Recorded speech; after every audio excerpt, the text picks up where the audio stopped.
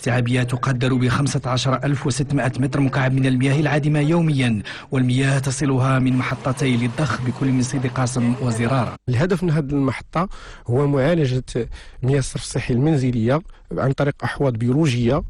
مع إنتاج فائض مياه معالجة ذو نوعية وخصائص تمكن الوسط الطبيعي اللي هو ودردم من تلقيه بدون تأثير على الأنظمة الإحيائية،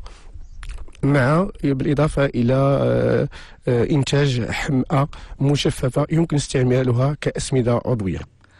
المجتمع المدني المهتم بقطاع البيئة يراهن على الآفاق الأيكولوجية لهذه المحطة. المشروع اللي هو مهم جدا لانه تيتمكن تصفيه واحد النسبه ديال 95% من المياه العادمه ديال مدينه سيدي قاسم والجامعه ديال زراره اللي كانت يعني كتقذف بواحد الصفه مباشره في ودردم، وهذا كيساهم في الحد من النسبه ديال التلوث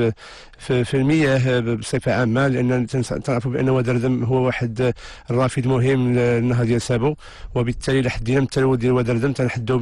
من التلوث ديال النهر سابو والمحيط بصفه عامه. على مساحة 44 هكتارا أقيم إذن هذا المشروع الهام الذي سيمكن من معالجة المياه العادمة لمدينة سيدي قاسم بمواصفات دولية وطرق بيولوجية تحافظ على السلامة الصحية والبيئية.